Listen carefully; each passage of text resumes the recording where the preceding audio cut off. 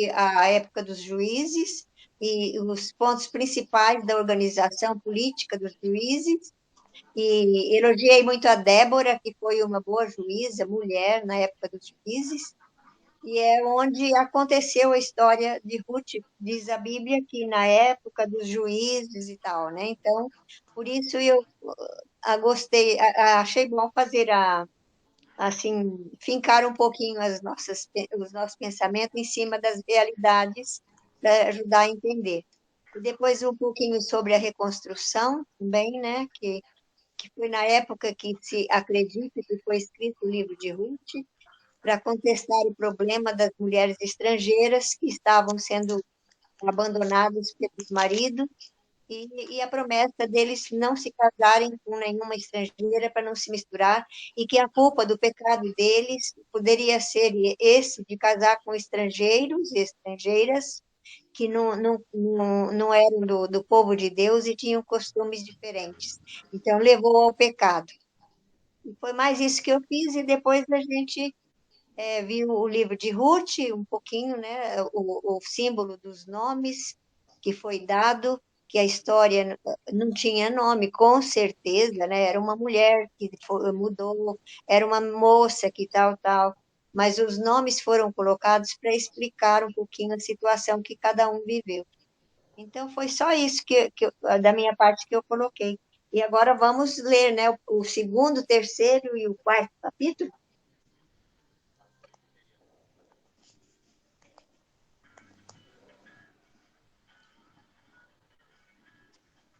Quem lê qual? Quem começa?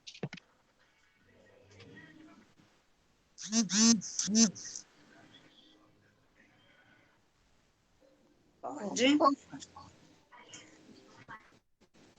Vou desligar.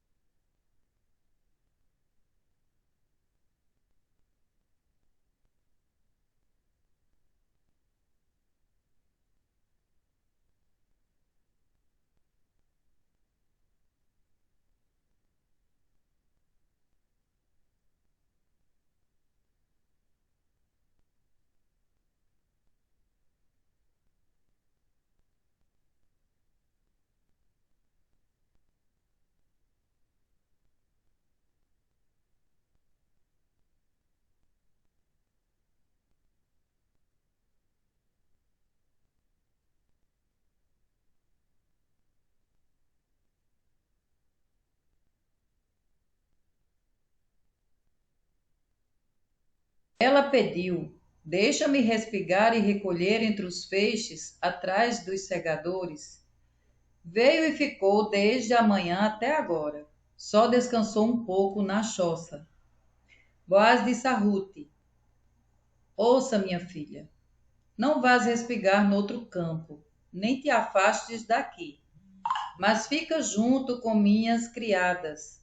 Observa o terreno que os homens estiverem ceifando e vai atrás deles. Ordenei aos servos para não te molestarem. Quando tiveres sede, vai procurar os cântaros e bebe da água que os servos tiverem buscado. Então ela caiu com o rosto em terra, prostrou-se e lhe disse: porque encontrei favor a teus olhos, de modo que te interesses por mim, que não passo de uma estrangeira. Em resposta, Boaz lhe disse: foz-me contado tudo o que fizeste por tua sogra após a morte do teu marido, e como deixaste pai e mãe e tua terra natal para vires morar no meio de um povo que antes não conhecias. Que Javé te retribua o que fizeste, e que recebas uma farta recompensa da parte de Javé, Deus de Israel, sob cuja proteção vieste abrigar-te. Ela respondeu: possa eu ser acolhida por ti, meu senhor, pois me confortastes e falaste ao coração de tua serva. embora eu não seja sequer como uma de tuas servas. Na hora da refeição, Boaz disse a Rute: vem aqui para comer do pão e molhar teu bocado no vinagre. Ela sentou-se junto aos segadores e Boaz ofereceu-lhe trigo tostado. Ela comeu até saciar-se e guardou as sobras. Quando ela se levantou para respigar, Boaz ordenou a seus servos: deixai respigar também entre os feixes e não a molesteis. Cuidai também que caiam algumas espigas de vossos feixes e deixe-as para que ela as recolha. E não a censureis. Rute respigou no campo até o entardecer e depois debulhou as espigas que havia colhido. Deu quase um almude. Voltou para a cidade carregando a cevada e sua sogra viu o que ela havia recolhido. Rute tirou e lhe deu a comida que havia guardado depois de comer à vontade. Perguntou-lhe a sogra: onde respigaste hoje? Onde trabalhaste? Bendito aquele que te deu atenção. Ela contou à sogra com quem tinha trabalhado, dizendo: o homem com quem trabalhei hoje se chama Boaz. Noemi disse à sua nora: seja ele abençoado por Javé, que não cessa de usar de misericórdia para com os vivos e os mortos. E acrescentou: esse homem é nosso parente próximo, é um dos que tem sobre nós direito de resgate. Rute, a moabita, disse: ele me falou também: fica com meus servos até que terminem toda a colheita. Noemi respondeu a Rute, sua nora: é bom, minha filha, que estejas na companhia de suas servas, e não te exponhas a maus tratos no outro campo. Assim ela ficou no meio das servas de Boaz, respingando até o fim da colheita da cevada e do trigo, e morava com sua sogra. Rute nos campos de Boaz. Boaz, né? Noemi, sua sogra, disse-lhe: minha filha, é preciso que eu te assegure uma existência tranquila, para que sejas feliz. Esse Boaz, nosso parente, cujas servas seguistes, deverá joeirar esta tarde a cevada e sua eira. Lava-te, unge-te e põe tuas melhores vestes e desce à eira. Mas não te deixes reconhecer por ele antes que ele tenha acabado de comer. Quando for dormir, observa o lugar em que dorme. Entra então, levanta a cobertura de teus pés e deita-te. Ele mesmo te dirá o que deves fazer. Farei, disse ela, tudo o que me indicas. Ela desceu à eira e tudo o que sua sogra lhe tinha recomendado, Boaz comeu e bebeu, e seu coração tornou-se alegre. Depois disso, foi e deitou-se junto de um monte de feixes. Rute aproximou-se de mansinho e afastou a cobertura de seus pés e deitou-se também. Pelo meio da noite, o homem despertou espavorido. Voltou-se e viu uma mulher deitada a seus pés. Quem és tu? Disse-lhe. Eu sou Rute, tua serva, respondeu ela. Estende teu manto sobre tua serva, porque tens direito de resgate. Ele disse: Deus te abençoe, minha filha. esta tua última bondade vale mais que a primeira, porque não buscastes, jovem, porque sou rico. Não buscastes jovens, pobres ou ricos. Agora, minha filha, não temas, tudo o que disseres eu te farei, porque todos em Belém sabem que és uma mulher virtuosa. Tenho realmente o direito de resgate, mas há outro mais próximo parente do que eu. Passa aqui esta noite. Amanhã, se ele quiser usar de seu direito de resgate sobre ti, está bem, que eu faça. Do contrário, eu o farei junto pelo Senhor. Dorme, pois, até pela manhã. Ela ficou deitada aos seus pés até de madrugada e levantou-se quando ainda não podiam distinguir as pessoas. Boaz tinha dito: não é bom que se saiba ter esta mulher entrado na eira. E acrescentou: estende o manto que tens sobre ti e segura-o. Ela estendeu e Boaz encheu-o de 6 medidas de cevada e lhe pôs às costas. Em seguida, entrou na cidade. Ruth voltou para junto de sua sogra e lhe disse: como vais, minha filha? Que lhe disse: como vais, minha filha? Ruth contou-lhe então tudo o que aquele homem fizera por ela e acrescentou: ele deu-me estas 6 medidas de cevada, dizendo-me: não voltarás com as mãos vazias para a tua sogra. Espera, minha filha, retomou Noemi, até sabermos como vai terminar tudo isso. Esse homem não descansará enquanto não tiver resolvido esse assunto, e o fará hoje mesmo.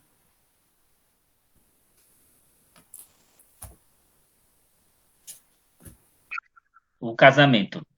Boaz, por sua vez, foi à praça do povoado e aí sentou-se. Nesse momento, passava por aí o parente de quem Boaz havia falado. Chamou-o. Escuta, fulano, vem e senta-te aqui. O outro chegou e sentou. Boaz reuniu 10 conselheiros e lhes disse: sentai-vos aqui. Eles sentaram. Então Boaz disse ao outro: vê, a terra que pertencia ao nosso parente Elimeleque, Noemi, aquela que voltou da planície de Moabe, a põe à venda. Resolvi informar-te disso e dizer-te: compra na presença dos conselheiros que estão aqui, se desejas resgatá-la. Se não, faz-me sabê-lo, pois tu és o primeiro com direito de resgatá-la, e eu venho depois de ti. O outro disse: eu a compro. Boaz prosseguiu: ao comprar de Noemi essa terra, adquires também a moabita Ruth, esposa do defunto, com o objetivo de conservar o nome do defunto em sua herança. Então o outro disse: não posso fazer isso, pois prejudicaria meus herdeiros. Cedo-te meu direito. Para mim não é possível. Antigamente havia esse costume em Israel. Quando se tratava de resgate ou permuta, para fechar o contrato, um tirava a sandália e a dava ao outro. Assim se faziam os contratos em Israel. O outro então disse a Boaz: compra-a tu. Tirou a sandália e a entregou. Então Boaz disse aos conselheiros e ao povo: hoje eu vos tomo por testemunhas de que adquiro das mãos de Noemi todas as posses de Elimeleque, Quelion e Maalon, e e adquiro por esposa a moabita Ruth, mulher de Malom, a fim de conservar o nome do defunto em em sua herança, para que não desapareça o nome do defunto entre seus parentes e compatriotas. Sois testemunhas?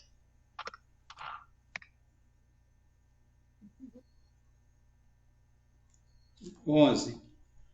Todo o povo que se achava junto à porta, bem como os anciãos, responderam: Nós somos testemunhas, que Javé faça a essa mulher que entra em tua casa, como fez a Raquel e a Lia, que fundaram a casa de Israel. Torna-te poderoso em Efrata, adquire um nome em Belém, e seja a tua casa semelhante à de Farés, que Tamar deu à luz para ajudar, graças à posteridade que Javé vai te dar desta jovem. Assim Boaz desposou Ruth, que se tornou sua esposa. Uniu-se a ela, e Javé deu a Ruth a graça de conceber a ela, e ela deu à luz um filho. As mulheres disseram então a Noemi: Bendito seja Javé, que não te deixou hoje sem um redentor, que o nome dele seja famoso em Israel. Possa ele reanimar a tua vida e te apoiar na velhice, pois quem o gerou é tua nora, que te ama e que vale para ti mais do que 7 filhos. Noemi tomou o menino no colo e serviu-lhe de ama.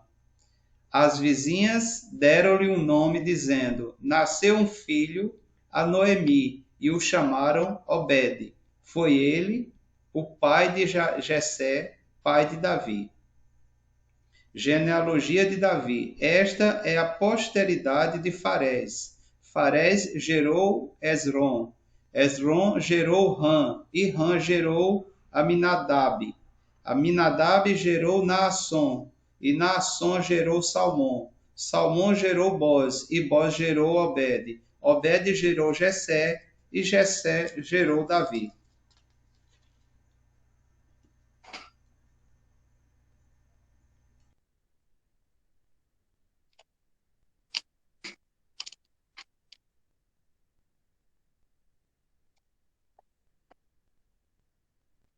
E agora a gente poderia fazer alguns comentários, né? Quantas mulheres apareceram no texto? Acho que é importante ver o diálogo das mulheres, o acolhimento das mulheres, mas tem outras coisas também importantes. A começar pelo levirato, que não é, que é um levirato meio torto, né? Porque o Boaz não tinha nenhum direito. Quando morria o marido, tinha que casar com o irmão do marido. O Boaz não era irmão de ninguém, né? Mas no texto aqui ele entra como Goel, o Salvador.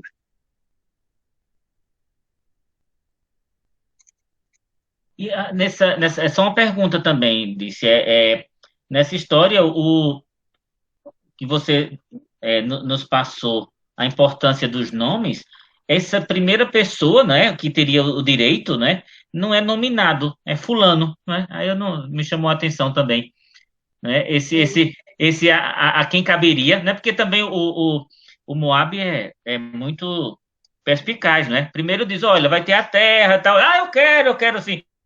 Sim, agora você vai ter que casar. Aí a gente também aprende como utilizar da arte da persuasão, não é? O saber construir os argumentos. Ó. Ah, você tem direito na terra. Sim, quero tudo, pode deixar. Ah, agora tem outra, você vai ter que casar, vai transmitir para poder continuar, não é? O nome da família. Então aí a coisa se complica e ele abre mão do direito, né? É uma pergunta. É, pois é, o homem rejeita, né? E as mulheres acolhem. É interessante isso.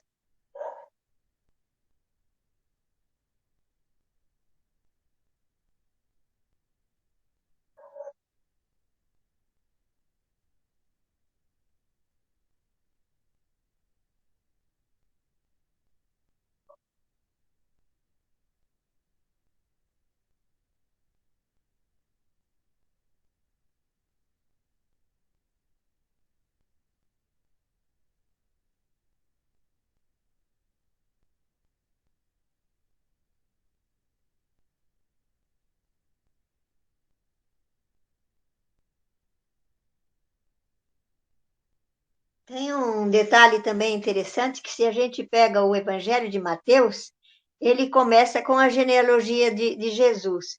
Agora, isso aqui é importante porque ele termina ali dizendo, gerou Davi, né? Porque Davi, para os judeus daquela época, né, e até hoje, Davi era um rei muito importante e de uma casta bem limpa, né? E aqui eles colocam a Ruth como parenta bem próxima do Davi. Não sei se vocês. Eu estou com o texto aqui, eu vou dar uma lidinha só para esclarecer isso aqui. Abraão gerou Isaac, Isaac gerou Jacó, Jacó gerou Judá e seus irmãos, Judá gerou Farés e Zara de Tamar, Farés gerou Esrom, Esrom gerou Arã, Arã gerou Aminadab, Aminadab gerou Naasson, Naasson gerou Salmão, Salmão gerou Boaz de Raabe, Boaz gerou Josebe, que é o filho da Ruth, né? De Ruth, Josebe gerou Jessé, Jessé gerou o rei Davi. Quer dizer que a Ruth é quase vó do rei Davi, né? Para dizer assim, olha, se vocês expulsam as mulheres estrangeiras, por que dão tanto valor ao rei Davi se ele é parente dela, né? Se ele veio da estirpe dela. Ruth gerou Josebe, que é o filho do Boaz também, né? Josebe gerou Jessé, Jessé gerou o rei Davi. É interessante que nessa genealogia, aí a gente vai percebendo também a contribuição de cada personagem, não é? Da ancestralidade naquilo que viria a ser Jesus, o Messias, não é? Porque aí, veja, Ruth também, a amiga, não é? Aquela que, não é? Que não desampara a sogra, a estrangeira, não é? Enfim, é interessante quando se lê nessa perspectiva. E quer dizer que já nas origens, é, Deus parece que quer confundir o tempo todo, né? Porque não existe essa linhagem pura, né? E aí, para confundir mais ainda, nasce numa gruta em Belém, e aí vai, né? A confusão se segue o tempo todo, né? Uma lógica bem diferente da lógica que a gente é posto, né? Como, né, Joaquim colocava também essa lógica capitalista, enfim, é uma lógica bem, bem, bem diferente. E aí eu lembro até da fala uma fala de Ney, de Vallones, quando cita aquela carta né, porque foi a questão da terra também, a fome, né, toda essa situação que fez com que a migração acontecesse, não diferente dos dias de hoje, que aí se soma, como vocês disseram também, né, outras violências, e aí Neide citou a carta lá do indígena, né, e eu até me lembrei também da Carta da Terra, né, que, né, é construída com a participação também do Leonardo Boff, enfim, a gente vê como tudo vai se juntando, né, nessa história da salvação, né, e fica bem forte. Eu anotei assim uma parte que me tocou quando diz assim, olha, quando Ruth diz, eu não passo de uma estrangeira, né, então esse sentimento de não ser tão, né, especial, é uma estrangeira, né? Então, imagina o peso de se ser estrangeiro, estrangeira, sobretudo, já naquele tempo, né? E também tem uma parte que eu consegui fazer uma ligação quando ela diz assim, diz a sogra, farei tudo o que me indicar. Lembrei, né, também quando Maria diz aos funcionários lá, os servidores lá no casamento, né, nas bodas de Caná, faça tudo o que ele disser, né? Como Maria também, quando diz assim, fazer em mim, né? Quando na conversa com o anjo. Enfim, são assim, a gente vai vendo quando a gente faz uma leitura, não coloca outros óculos, a gente consegue ver o Antigo Testamento, me parece de uma forma diferente, né? Aliás, o Antigo Testamento é muito importante para a gente entender o Evangelho também, né? Eu estou aqui observando, quando Noemi, no 3º capítulo, ela pede, né? Ela fala para Ruth se preparar para ir à Eira, né? Para a festa da Eira, né? Porque, na verdade, era onde era a festa da partilha, não é isso? Na Eira. Olha, era o respigar que era por lei, e não era lei da Ruth. A Ruth nem conhecia essa lei, né? Ela ia matar a fome mesmo, respigar matando a fome, porque certamente soube que isso era dever, era lei do povo dela, né? Que ela tinha que assumir agora, e as pessoas necessitadas podiam respigar. Respigar é colher as espigas que caíam. Sim. Então, essa era uma lei do Deuteronômio, daquilo que nós vimos na época dos juízes. Todo mundo respeitava muito, mas Moabita não respeitava essa lei, não era próprio dela. Deixa eu desligar. E aqui ela traz toda uma sensualidade para Ruth, né? Se perfuma, se unge, veste as suas melhores roupas e vá, né? Então, os pés do Boaz. Boaz. E ele, assim, contudo, né? Depois que come, bebe tudo, ele traz uma coisa interessante, porque ele poderia tomá-la como mulher, né? Já naquele momento. E o que ele faz? Ele preserva este momento, devolve um alimento para que ela voltasse com ele para casa e diz para ela que tinha alguém mais próximo que deveria ter direito a ela, né? Por hierarquia familiar, digamos assim. E com uma certa estratégia, que até Clemilton coloca aí, ele coloca para o outro na oportunidade de que ele teria o direito por si. E depois ele fala, e você terá que assumir, né, a Ruth. Então, era a estratégia dele também para ter direito a Ruth. Assim, percebe-se pelo texto, né? Passeando pelo texto assim, a gente percebe que todas as situações que são desenhadas, ela traz um olhar para essa questão dessa pessoa que é estrangeira, que vem, que traz consigo qualidades, né? Traz consigo a benevolência, essa sensibilidade com a questão da sogra, a humildade de estar no campo, né?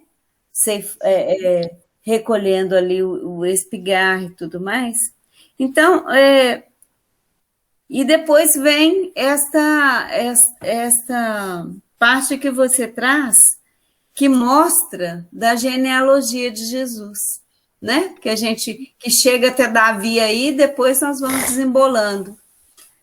Mas mostra o quão importante foi essa mulher neste momento, enquanto estrangeira, que trouxe um novo significado para essa questão da mulher, que é totalmente invisível, né? Por estes povos, porque a mulher era só um instrumento de procriação e era também, tinha uma respeitabilidade quando dava um filho macho para casa, não é? Porque aí tornava o homem, mas agraciado diante da sociedade, diante de Deus, diante de um monte de coisa que eles acreditavam. Então, tem todo um processo dessa mulher que ela gera, mas ela é sempre no nível dos servos, né? Ela não avança muito. E aqui se coloca, quando ela está colhendo, junto com as servas. Mesmo com toda a importância que ela traz neste momento de vir acompanhando, né, para um país estrangeiro, se colocando ao lado de uma pessoa que é daquela nacionalidade, mas que ela não era, né, enquanto ponto de apoio, mas ela está ali à altura dos servos. É o espaço que a sociedade dava à mulher e não continua por muito tempo sendo esse espaço. Né? A mulher, ela traz consigo essa... de uma sociedade muito machista, muito patriarcalista, né, também, que a Bíblia traz todo esse contexto, né? Dentro do seu texto, você percebe que essa força masculina, ela era maior, bem mais contemplada, e a mulher ficava sempre aqui na base da servidão, né? E eu acho que Ruth dá um novo olhar nesse momento, né? Ela traz um olhar especial para essa situação da mulher neste momento. Sei um pouco aí. Eu acho interessante porque Nila foi para o que eu ia falar, só que ela se referiu ao capítulo 3 e eu seria no capítulo 2. Né? É interessante que a gente vai praticamente a mesma coisa. Eu ia falar justamente assim, dessa humildade, desse jeito de Ruth, né? Dessa mulher estrangeira, como Nila colocou muito bem, a forma como ela se comporta, né? Com essa fidelidade tão forte a Noemi, que ela escuta Noemi em tudo que ela propõe, né? Porque Noemi realmente está tanto Ruth está preocupada com Noemi, como Noemi está preocupada com ela. E uma coisa também que me chama a atenção é a bondade de Boaz, porque num período onde é machista, um período puramente machista, e de repente ele acolhe a pessoa, a estrangeira, com tudo que ela traz. Porque desde o primeiro momento ele se encanta por ela, isso é bem claro. Mas ele diz assim, eu ouvi, já me falaram o que você fez por Noemi, né? E que você deixou seus pais, você deixou sua terra para vir para cá. Então, assim, eu fiquei assim, encantada com isso também, né? Porque mostra essa questão, a importância do acolhimento, né? De como a gente vê o estrangeiro, de como a gente vê a pessoa que chega, porque a tendência é rejeitar. Né? E assim, ela foi acolhida com tudo que ela trouxe. Então, assim, muito dentro disso que Nila acabou de falar. Aí eu vi isso no capítulo 2 e Nila fechou com o capítulo 3. Mas é muito por aí, né? Porque é um período muito difícil, onde a mulher não tinha essa visibilidade mesmo. Né? E de repente a situação que Noemi chegou, como foi importante para ela tudo isso que aconteceu, né? Com esse apoio, com essa presença de Ruth na vida dela, que transformou a vida dela e ela foi cuidada, né? Aí até o final da vida, ela teve o seu cuidado com essa criança, enfim, né? Ela teve a dignidade que mereceu e que lutou por isso, né? Então, assim, muito bonita a história. Só reforçando o que Nila falou. E eu gostaria de dar uma ênfase a esse aspecto que Solange colocou aí do Boaz como justo, né? Porque no acolher do estrangeiro, é como se hoje a gente encontrasse o Boaz nas organizações que dão suporte aos migrantes, nas organizações que combatem a fome, né? No trabalho dos voluntários, no serviço, no bom samaritano, porque justamente esse apoio ele é fundamental para o estrangeiro. Né? O que seria a história de Ruth se ela não tivesse encontrado o perfil de Noemi e o perfil do Boaz, né? A pessoa do Boaz, no sentido de dar as oportunidades para que ela avançasse. Né? De certa forma, poderia ser excluída, ser expulsa, né? Então, de certa forma, esse personagem, o boss, o justo, me chama bastante atenção. E uma reflexão que eu faço em relação ao fulano, né, citado, que teria o direito a resgatar a Ruth, é no sentido que, pelo que eu li naquele material complementar que você mandou, Clemilton, o fulano é como se fosse todo aquele que quer o benefício, mas não quer assumir o ônus do benefício. Né? Então, são aquelas pessoas, quase como se a gente fosse falar hoje, na nossa linguagem, os políticos que são eleitos para nos representar, para nos fazer o bem, só que eles estão olhando só o interesse deles. E não atendem às necessidades. Não são justos como o boss. Não tem aquele perfil. São aqueles que só querem as benesses. Quer dizer, o fulano queria a terra, mas não queria a responsabilidade de cuidar da Ruth. Então, traduzindo para a nossa realidade, né? Ele quer o cargo, mas não quer o ônus do cargo para que ele faça aquilo que é obrigação dele. Né? Então, eu faço essa reflexão nesse texto. Sim. Eu queria lembrar uma coisa aqui, coisa da minha infância mesmo, assim. Quando nós mudamos aqui para Betim, eu tinha 8 anos de idade. E a gente morava numa casa muito pequena. E era muita gente numa casa pequena. E como aqui tudo era muito longe, assim, do comércio, de um comércio muito fraco, muito pequeno, a gente vinha de Belo Horizonte, mudou para aqui, e aqui era como uma roça.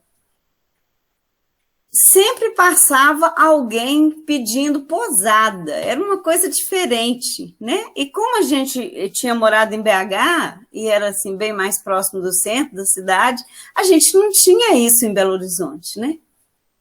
E aqui em Betim já tinha essa coisa. Eu lembro que uma vez chegou uma pessoa na nossa casa, mas uma pessoa assim, toda suja, carregando um saco cheio de coisas. E ele já tinha passado por outras casas e já era noite, já era uma noite assim, umas 8 horas mais ou menos da noite. E eu lembro do meu pai falar com a minha mãe, pode pegar uma roupa minha, preparar um banho para esse moço e ele vai dormir aqui. E eu lembro daquilo assim, que eu era bem criança e eu achava aquilo muito diferente, porque quase nunca aparecia ninguém para poder ficar, né, nas nossas casas. E eu lembro do meu pai ter cedido um espaço para ele dormir, e meu pai ficou. Lá em casa tinha um baú, sabe?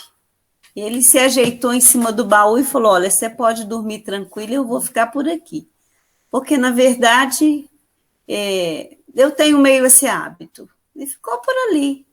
Mas era mais que uma segurança para nós, porque a gente era de uma família, estava toda a família muito, muito nova ainda dentro de casa e ele não queria deixar de acolher aquele moço. E assim, muito interessante que minha mãe tinha preparado comida, né, para essa pessoa comer, e a pessoa comia com uma rapidez para comer, sabe? Comia muito assim, rápido. E eu, quando criança, fiquei observando aquilo. E com vontade de perguntar, porque menino tem muito isso, né? Mas fiquei esperando a hora de fazer a pergunta, porque eu sabia que minha mãe ia falar comigo. Espera que depois eu converso com você. E aí esse moço ficou, passou a noite, no outro dia ele foi embora, né? Comeu alguma coisa pela manhã, minha mãe arrumou falava umas quitandas, né? Uns negocinhos para levar para comer durante o período que ele ia caminhar. E aí eu perguntei para o meu pai, falei, você conhecia esse moço, pai? Ele falou assim, não, minha filha, não conhecia. Falei, mas como que você deixou o moço dormir aqui em casa e você não conhecia esse moço? Ele falou, porque toda pessoa precisa de apoio, minha filha. E a gente não sabe quem é a pessoa, mas a gente sabe no momento o que a gente pode. E o que a gente podia era isso. Dar uma comida, dar uma roupa, um banho e deixar ele embora no outro dia. Então, essas coisas ficam no coração da gente, e aí quando fala desse retorno da Noemi, né? Duas mulheres, duas pessoas frágeis, né? Para a sociedade machista da época, que a mulher tinha muito pouco valor, Noemi volta, e volta outra mulher com ela, com uma qualidade, né? Com uma qualidade de servir e de ouvir, a escuta da Ruth e a atenção da Noemi de uma para com a outra, fazia com que esse diálogo chegasse, de uma certa forma, chegou a Boaz, né? Porque ele já sabia da chegada. Ele já tinha notícias de que ela estava amparando, né, Boaz? Que ela estava amparando Noemi e Noemi a amparando. E aí isso me remeteu a essa coisa desses detalhes que a gente via nos pais da gente, com todas as simplicidades, com todas as dificuldades, mas a disposição de estar, de ajudar de alguma forma, né? E que hoje a sociedade tem muita dificuldade, às vezes, com isso. A gente tem as instituições que são preparadas para acolher, né? E algum tempo atrás, as instituições eram as famílias, que chegava, pedia uma posada ou pedia uma comida, né? E eram as famílias. Hoje, as famílias indicam as instituições que são preparadas para acolher. Então, cabe para nós uma reflexão, né? Porque a sociedade tomou uma dimensão tão complexa e tão pesada, assim, de pouca confiança, que você, mesmo que queira, você, se for abrir sua porta para colocar alguém dentro da sua casa, mas vai ser com muita reserva, né? Não é porque você vai pensar em levar alguns pertences ou alguma coisa, mas é porque você vai ter a reserva do medo que nós estamos expostos a ele. A gente fala da diversidade, a gente fala da acolhida, mas essa acolhida, ela é muito difícil, ela é desafiadora, né? Tem que ter uma cabeça e um coração muito leve para fazer essa acolhida. Então, eu penso que Ruth e Noemi, quando Boaz faz essa acolhida, deixa que ela vá aos campos, né? Que acolhe, que deixa estar junto com quem era de direito de estar fazendo essa colheita. Abre mão para um estrangeiro. É uma pessoa que está desarmado, né? De uma questão de preconceitos, de uma questão naquele momento, né? E é uma situação em que nós nos colocamos, muitas vezes, porque os riscos sociais são tão grandes que a gente se mistura a eles, mesmo o sentimento da gente sendo um sentimento de que eu posso fazer algo. Mas como fazer algo? Né? Se a sociedade está tão contaminada, tão pesado, de que forma que eu me desarmo para abrir para este outro que chega? É um ponto assim que me leva a refletir e que a gente percebe que quanto menos se tem, mais fácil é a acolhida, sabe? Porque aquele que tem tão pouco e vê o outro em situação tão difícil, ele fala, vem para cá, fique comigo, né? E é um toque especial que a gente percebe, né? A gente fala assim, nos momentos difíceis, os crescimentos se dão pela lapidação do ser humano. E é nos momentos difíceis que eu sei que aconteceu algo na minha família, que aconteceu na família do outro, que eu sei dar o abraço, o afeto, a atenção, o acolhimento que naquele momento o outro precisa, né? E quando Noemi chega, dizimada do marido, dos filhos, numa sociedade machista, desamparada, e chega com uma companhia feminina, Estrangeira, né? estrangeira. Então, é uma lapidação forte aí, né? Para a época e também para hoje, eu acredito. Então, Tá comigo. eu estava pensando nisso que a Nila estava colocando, como é difícil hoje, né, para a gente acolher. Esse acolhimento hoje parece que se torna muito mais difícil devido a tanta violência que às vezes a gente fica até com receio e como eu vou receber a pessoa, como que eu vou acolher, né? Ainda mais quando você mora sozinha, né? Passa as pessoas na rua para te pedir alguma coisa, você fica até nem deixa entrar porque você tem medo do que possa acontecer. Então você aguarda aí que eu já venho, né? Para dar alguma coisa que a gente quer dar. Então, isso é muito difícil, sobretudo quando a gente é acostumada àquilo que a Nila colocava, né? Que na infância da gente, a gente vê como eram os pais da gente, né? Nessas acolhidas, que muitas vezes também a gente, em casa, né? Se saía da própria cama para dar o espaço para quem chegava, para quem estava passando, tudo, né? Então, era uma coisa diferente.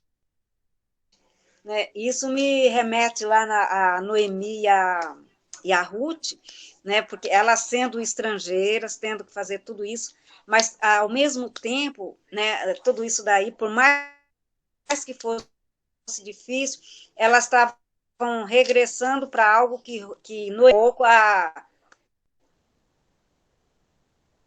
aquela realidade de onde elas estavam voltando para a terra dela.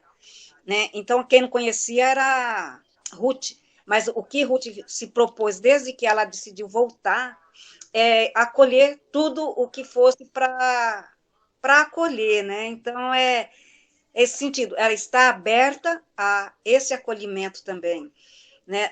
Porque eu fico pensando, se Ruth não estivesse aberta também para aceitar tudo isso, não sei como a coisa teria acontecido, mas desde o momento que ela acolheu Noemi como a família dela, aquele Deus que era o Deus de Noemi, ia ser o Deus dela, aquele povo que era de Noemi, ia ser o povo dela, ela foi assim da mesma forma que ela foi acolhida, ela também acolheu tudo isso, né? E por ela acolher tudo isso, é que ela se deixou, né, com que a história fosse acontecendo na vida dela, né, foi aceitando esse Boaz na vida dela, teve a simplicidade, a humildade de pedir serviço, trabalhar, né, nesse respigar, depois e agindo de acordo com aquilo que era próprio da terra de Noemi, né, que era esse processo do respigar, esse processo do resgate, né, do famoso Goel, né, que a gente fala que o Boaz acabou sendo isso, né, que a acolheu, que fez ela gerar, né, descendentes para continuar a história. Porque quando a gente viu lá no finzinho, quando coloca, né, aquela descendência que vai gerando até Davi, né, é assim muito rico, porque a gente depois quando a gente vai estudando e aprofundando, vê como Davi, que é o descendente de Ruth, né, foi a partir dessa descendência que foi a descendência também de Jesus.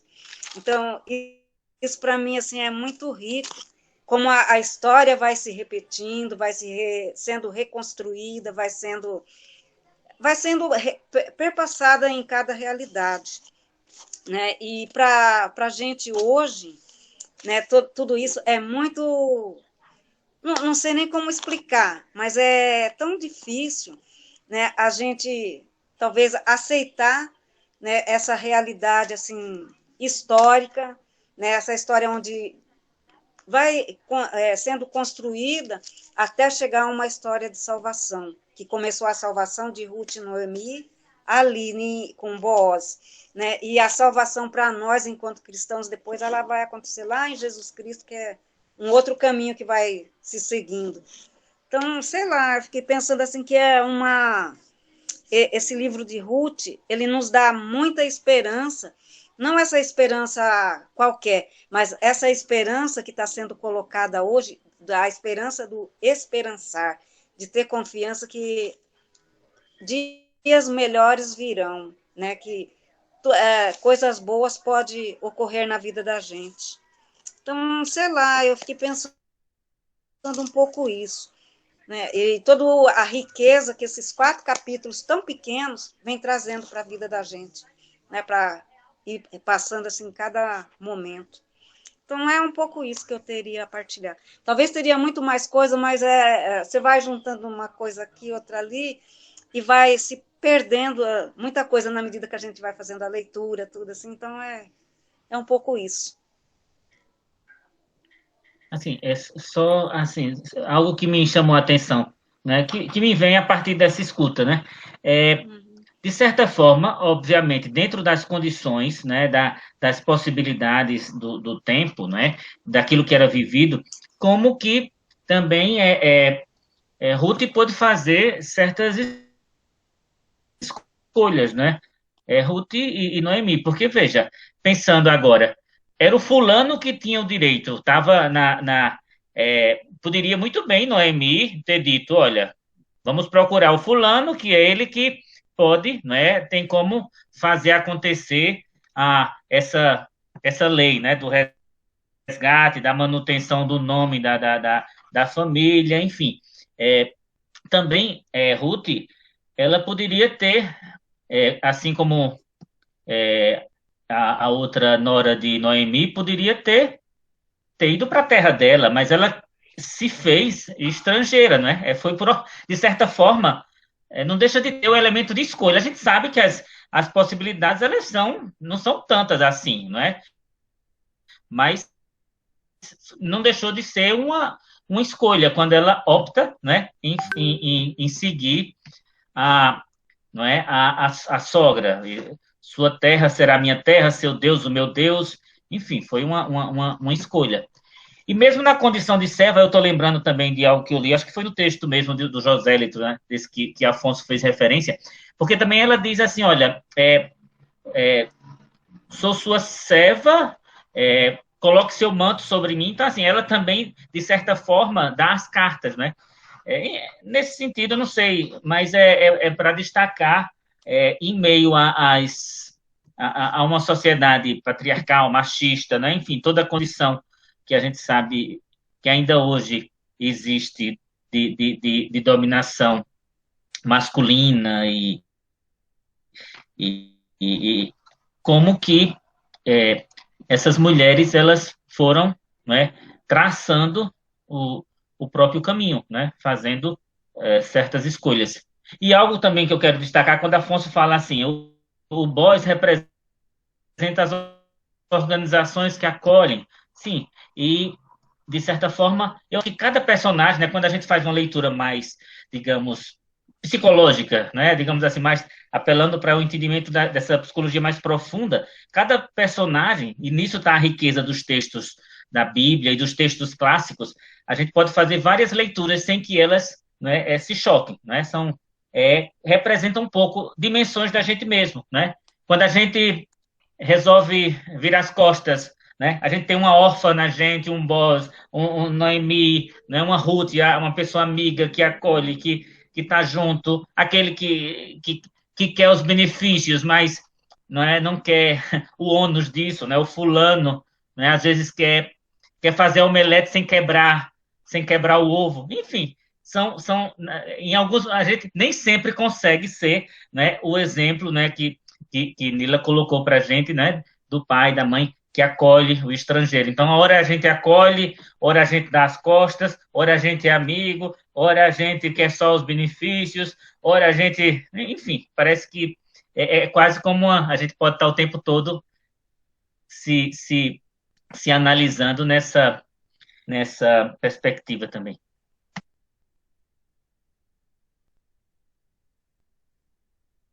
Eu acho também muito interessante é que os homens morrem e quem dá continuidade à história são 2 mulheres. Acho que para mim isso é muito forte. E elas elas dão uma continuidade inteligente, porque quando a Ruth chegou lá, o Boaz não sabia ainda quem era a Ruth, porque ele falou, quem é essa moça que está aí? E os empregados é que se apressaram logo em dizer, aí ele disse, deixa que ela faça, e ainda fez algumas recomendações de respeito a essa menina, né? E ele não sabia ainda. Depois é que ficou sabendo. E também essa questão da Noemi e da Ruth, e a Noemi chama ela de minha filha. Eu acho que é uma coisa muito linda das duas mulheres que se unem na salvação, e a amizade delas é tão profunda que ela chama de minha filha.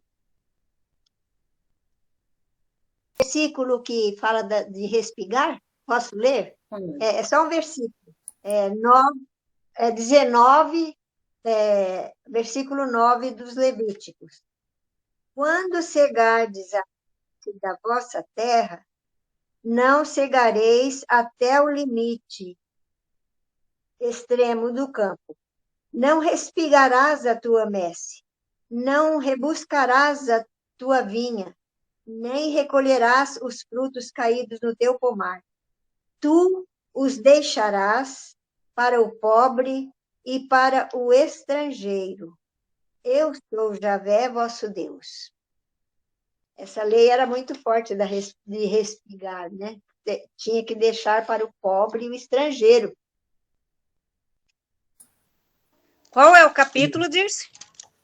Levíticos 19, 9 e 10. Também depois volta no 23, 22, 23, 3 e 22. Também no Deuteronômio 24, 19, 22. Ok? Ok. Tá. Eu só queria dar uma contribuição, acho que até já foi falado, né, mas talvez com outras palavras. A questão aí eu me lembro muito bem quando a gente era bem pequeno, né, morando na roça, literalmente na roça, aí meus pais, né, tinham costume, não só meus pais, meus tios, que esse quilombo onde morava, né, de onde sou, eram mais parentes, né, parentes.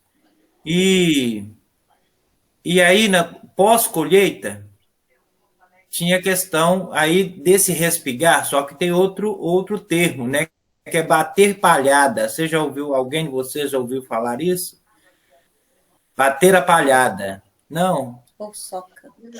Ou soca, né? Entendeu? Soca. Tem bater a palhada. O que era isso? Meu pai falava com a gente, olha, nós vamos, porque era muito acelerado, né? A colheita, inclusive do milho e feijão. Interessante, né? Como a história é contada, ou a história é contada e ela é vivida de acordo com o povo, né? Naquele exato momento. E aí chegava o pessoal que vinha da rua, né?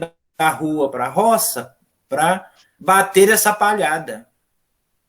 E vários deles a gente não conhecia, e não tinha estresse nenhum com esse pessoal.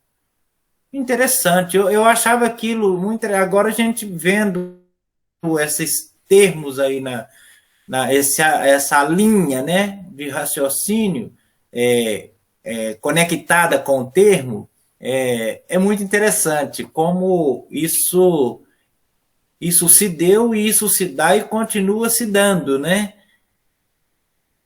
Assim, no dia a dia, às vezes até sem percepção. Que bom que essa história foi contada, né? E no livro, no melhor livro, né?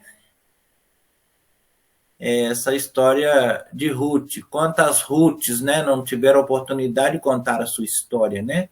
Inclusive aí, fazendo a conexão que morreram sufocados aí por um vírus, juntamente, né, conectado com a irresponsabilidade política. Quantos morreram, quantas Ruths, né?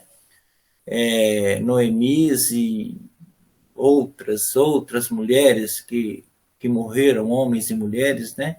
Que não deram conta de contar a sua história. Quem contará essa história? Então, assim, eu queria só fazer essa conexão e falar desse esse fardo que Ruth já trazia, né? Ou trouxe para aquele momento, com 3 situações muito problemáticas, né? E que foi acolhida. Pobre, mulher estrangeira, né? Que diabo, né? Então, assim, é uma situação muito difícil e isso ocorre assim paulatinamente, né? Essas situações corriqueiras aqui. A gente cita muito o estrangeiro que vem lá da Bolívia, do Haiti, de outras nacionalidades aí, mas esse estrangeiro ele está diretamente junto com a gente, ali constantemente, que é excluído o tempo todo. Hoje, na parte da manhã, nós tivemos a reunião do Centro de Defesa de Direitos Humanos aqui de Betim. E o prefeito de Betim, essas últimas 3 semanas, isso é um relato da Pastoral de Rua e do pessoal do Serviço Social da Prefeitura. Eles implantaram, né, lá dentro do governo, uma forma de higienização da cidade. Mas higienização da cidade é tirando todos os moradores em situação de rua debaixo dos viadutos. Eu até achei estranho, eu estou no centro da cidade todos os dias. E aí eu tenho passado num viaduto aqui chamado Viaduto Jacintão. E não tenho visto nenhum morador em situação de rua debaixo do viaduto. Porque eles estão tirando esses moradores e levando para a periferia da cidade, onde eles não têm conexão com o centro da cidade, que tem uma oferta maior de alimentos, inclusive tendo até restaurante popular a R$2, por exemplo, e sem falar em outras situações. Questão do reciclagem. Tem a questão que eles fazem constantemente, é o trabalho de reciclagem. Mexe e vira, a gente tromba no centro, com esses carrinhos de supermercado, que eu acho que ele é comum em em todo o Brasil, né? Se não for no mundo, nesses maiores, de carregar ali a mercadoria. Eu lembro, mas o Clemilton lá em Taboão da Serra, fomos lá comprar uns trem lá no supermercado, e os mesmos carrinhos que tem lá, tem aqui, tem todo canto. Então, a gente mexe e vira, a gente encontra com esses moradores em situação de rua fazendo o trabalho de reciclagem. Nesses carros. Nesses carrinhos. Então, o prefeito fez esse favor, né, de higienizar a cidade, tirando os moradores em situação de rua e derrubando, assim, na brutalidade, o barraco de lona desses irmãos. Então, assim, eu queria levantar isso, né, assim, como o fardo dos grupos, né, aí classificados como grupos de minorias, que na verdade é uma minoria, vamos dizer maioria, né, que é o caso das mulheres, negros, as comunidades LGBTQI+, e outros, né, e aí vamos colocar aí os moradores em situação de rua, como eles são vistos, né, e são classificados como estrangeiros de fato, né, que não são aceitos nem recebidos e nem acolhidos. Então, assim, é uma situação muito tensa, né?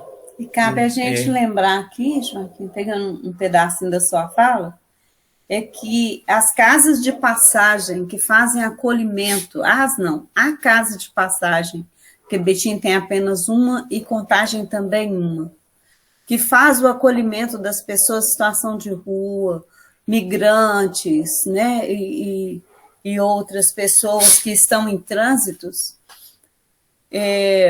entre uma cidade e outra, aqui de Betim fica-se 7 dias. Então, em 7 dias, a pessoa tem que resolver a vida dela. E hoje, com essa questão do desemprego, com a questão da pandemia, com as questões, não se abriu leque nenhum dentro dessa política de acolhimento que pudesse dar uma estabilidade a essas pessoas por mais tempo. O município também não faz o exercício de alocar essas pessoas, por exemplo, pessoas em situação de rua, estão sendo alocadas em bairros muito distantes e periféricos. Os centros urbanos é que dão a essas pessoas as condições de alimentar, por causa dos reciclados, porque eles contribuem com esse trabalho dentro da cidade. Eles recolhem aquilo que nós jogamos na rua, né? E que muitas vezes o gari não deu conta de fazer aquela limpeza. Ele busca esse reciclado. Então, ele é tirado para um local bem distante para que ele não retorne para o centro, para a cidade parecer bonita.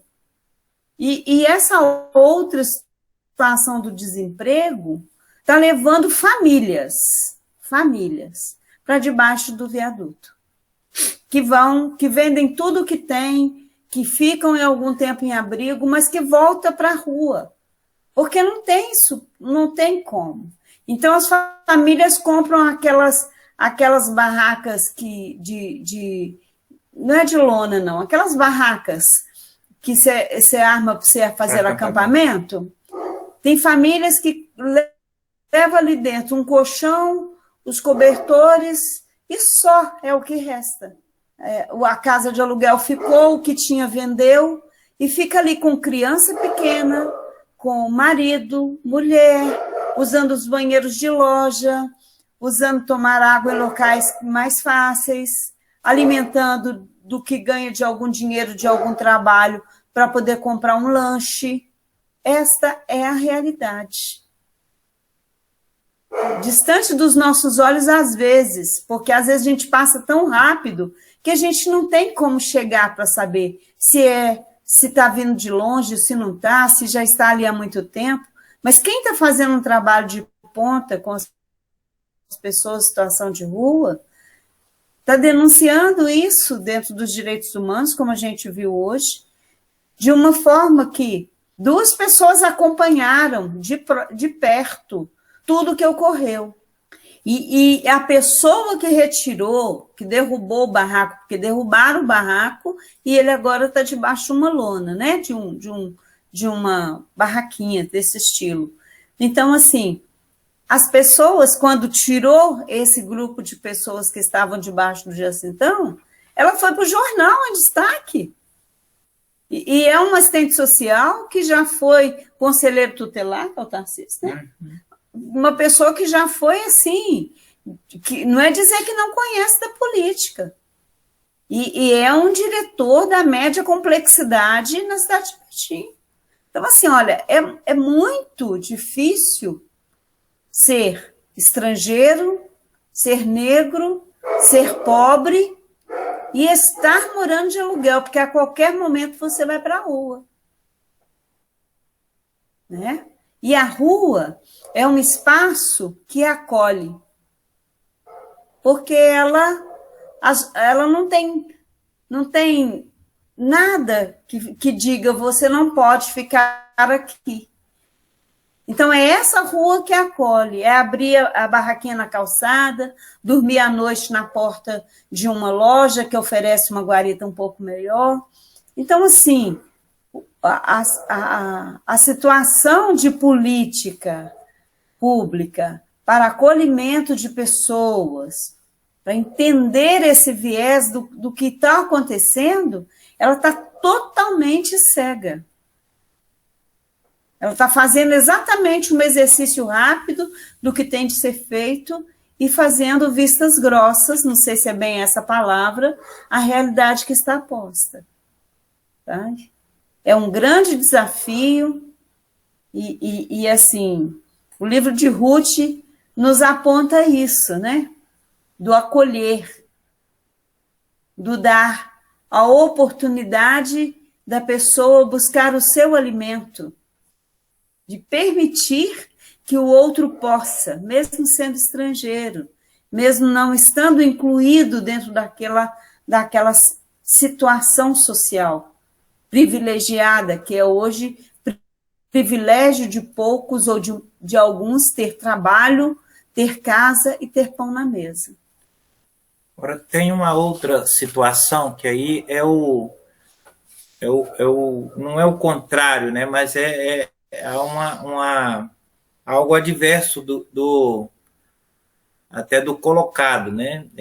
O quanto, assim, do sentido real dessa palavra, né? Assim, respigar, que é a questão da sobra, né? E aí ficou muito longe a questão da partilha, né? E aí uma grande parte da sociedade hoje está vivendo com sobra. Vamos pegar lá o benefício lá de R$600, né? Depois voltou para 200, hoje nem sei como é que está esse trem, essa confusão aí. Então, assim, são sobras, né? E não se falam em partilha. E aí, o estrangeiro que mora ao lado da minha casa, não é isso? O estrangeiro que mora ao lado da minha casa, ele tem que se humilhar para conseguir uma sobra aqui do que eu tenho, sobra, e eu não estou preocupado em partilhar com ele, né? Por exemplo, a Bíblia fala da questão da partilha. É um trem muito desconcertado, né? Vamos falar assim, desconcertado, porque a sobra, né? A partilha, a sobra, está meio distante uma coisa da outra. Um tem que se humilhar, que foi o caso aí da Ruth. Ela submeteu à humilhação, porque já chegou com aquele peso, né, que ela já carregava. Estrangeira, mulher, entendeu? Pobre,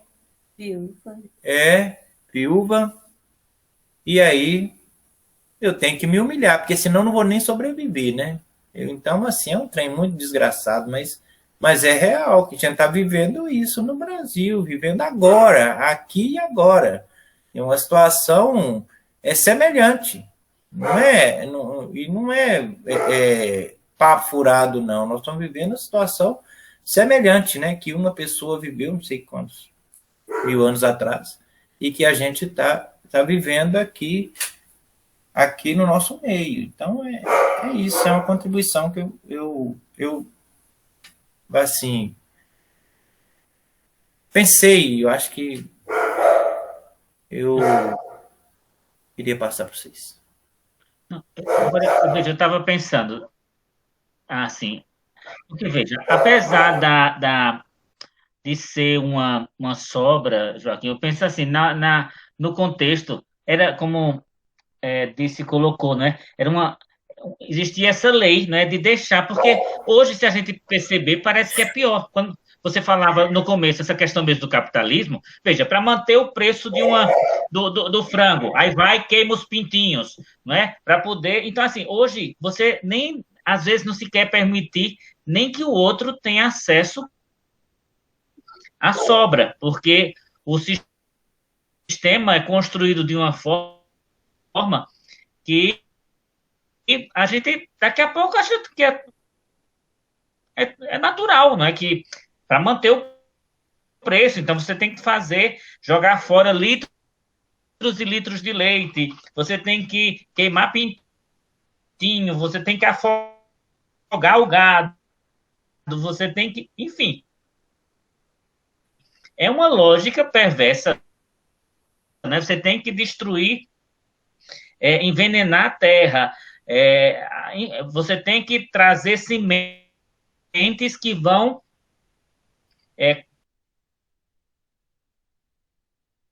contaminar todas as outras e fazer com que daqui a uns anos você não tenha mais acesso a um grão, um trigo, digamos, contaminado, transgênico, que absorve 15 vezes mais veneno do que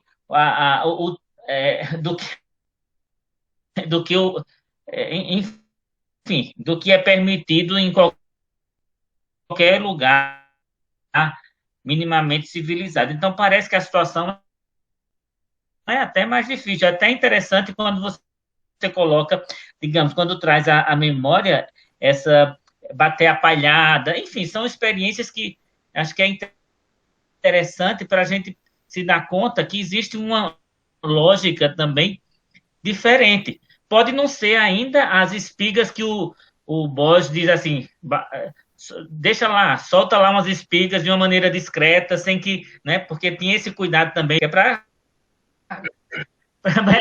o gesto de partilha maior é esse, quando também ele diz assim, olha, leva esses feixes aqui, você não vai chegar de mãos vazias, né? Isso sim é partilha, mas termina que esse respingo, bater a palhada, enfim, tudo isso mostra que é algo ainda a se divulgar, né? Mostrar que existe uma dado com o outro. E como vocês colocaram também, o estrangeiro, que na verdade às vezes é o estrangeiro, sem desmerecer e sem fechar os olhos, digamos, para as pessoas davetianas, mas temos estrangeiros na própria terra, nessas pessoas, como vocês colocaram, né? Que não conseguem mais pagar aluguel, que não conseguem, que tem que morar na rua, e uma rua que às vezes acolhe, às vezes não, porque como vocês disseram, ó, tem que bota lá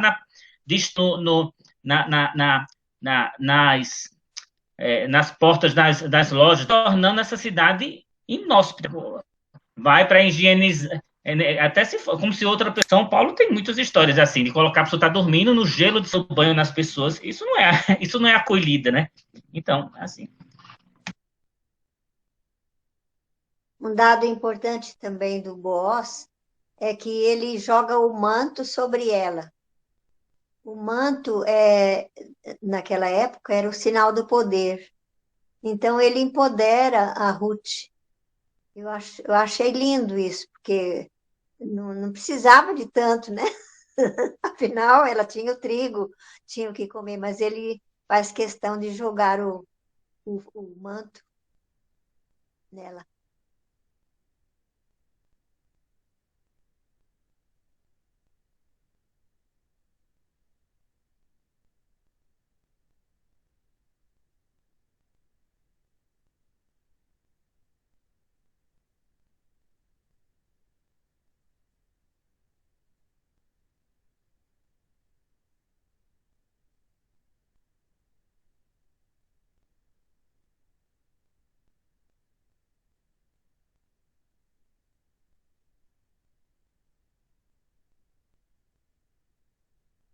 Está desligado. O Conselho Geral tomou esse livro, que é da Ruth e da Noemi, como exemplo de mulheres, assim, companheiras nossas da caminhada. Como que a gente é capaz do nada, tirar alguma coisa, porque elas estavam no nada verdadeiro.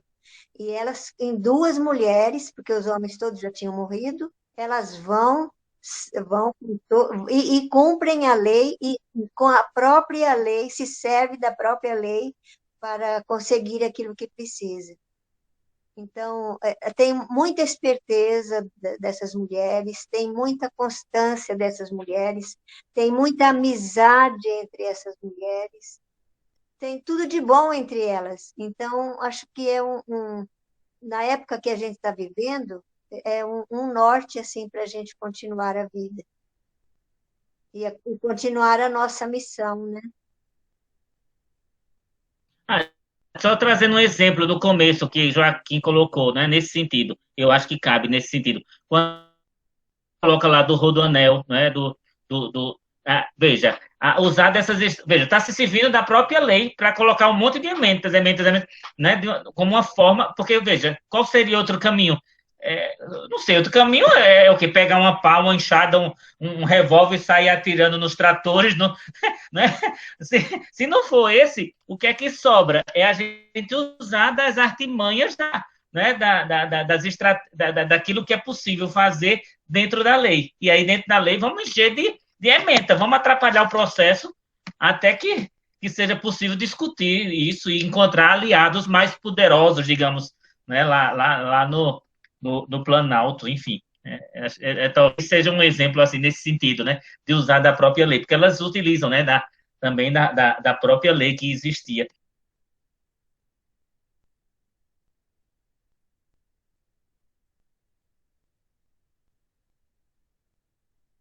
Não sei se deu para entender, Afonso. Afonso, deu?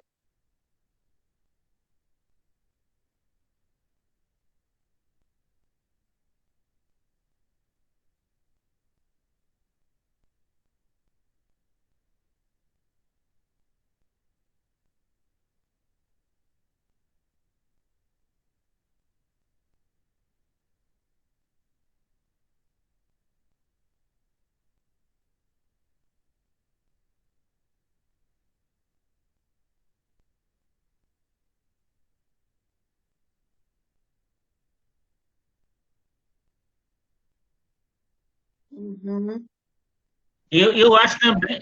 Desculpa. Não, não, eu só ia dizer o seguinte, assim, para dizer a Afonso também, pelo que eu conheço das irmãzinhas, também não é só o que elas querem dizer a gente com o texto. Elas querem que a gente diga alguma coisa daquilo, a partir do texto que elas escolheram para a gente. Então, te prepara e vai juntando aí elementos, viu? Não é só o que elas, não é só o que elas querem dizer. Tá bom, elas vão querer escutar da gente o que é que o texto sugere mais, né? Mas,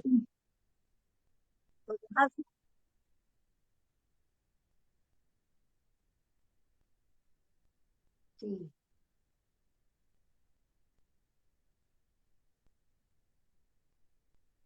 Casam, não é isso? Com as moabitas. E eu fico imaginando que sogra maravilhosa que ela é, né? Porque a relação que Pois se é. criou entre elas, né? Que se fortaleceu a tal ponto de Ruth abandonar a família, deixar sua terra e enfrentar esse desafio. Então, assim, é uma amizade muito bonita mesmo, uma amizade forte que deu no que deu, né? Então, assim, é interessante. Eu fiquei imaginando agora, Noemi saiu da terra dela para buscar alimento, né? Para buscar melhorias também lá em Moab, né?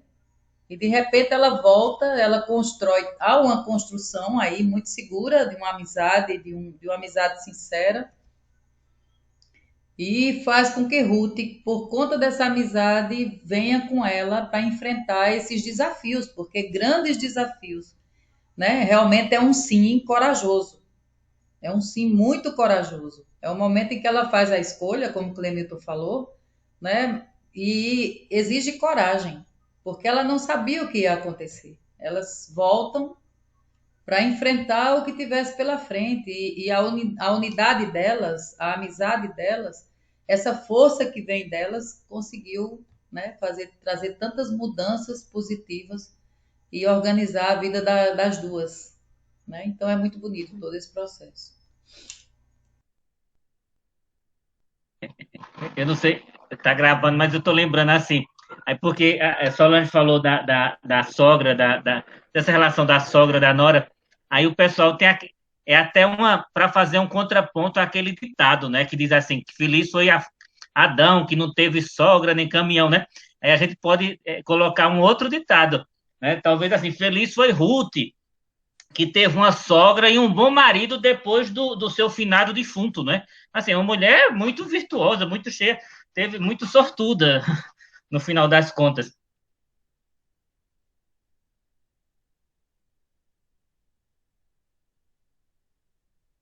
Porque imagine nas nossas famílias, assim, você, por exemplo, pôr a sua filha, né, para dormir lá nos pés de um senhor já idoso, né? E ela enfrenta tudo. Era assim, eu acredito que tenha sido muito difícil para ela. E aceitar depois como marido uma pessoa que não é. Ele mesmo diz, né? Você poderia escolher um jovem rico, tal, né? E jovem, mas eu sou idoso e tal. E ela enfrenta toda essa situação em nome de salvar a Noemi, né? Porque a Noemi, ela que fica... E a Ruth que fica herdeira, na realidade, né? A Noemi cede, porque a Ruth que tem o herdeiro, então a Noemi não tem mais herdeiro. Então quem herda é a linhagem do homem, é o filho da Ruth. E também, normalmente, os moabitas, pelo que se sabe, eles também tinham leis severas contra as mulheres. E ela tinha que escolher entre a lei severa, que a órfã escolheu, né, de voltar para trás, viúva, sem filho, que ela ia enfrentar as mesmas peripécias que a Ruth, né? Mas a Ruth escolhe de viver essa situação junto com a sogra. E a órfã escolhe de viver junto com a família, que nem se sabe se ela seria aceita mais.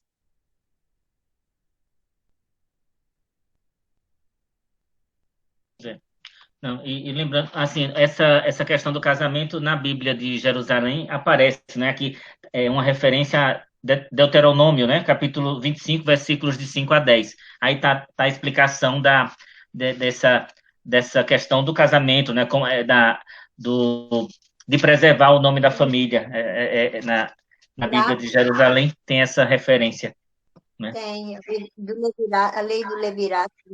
É. Na realidade, esse levirato está bem torto, porque não tinha mais homem, e ele que assume um lugar assim de casar com ela. Era para ela ter um cunhado para casar, não um senhor que era parente de longe. Isso foi uma arrumação assim na história.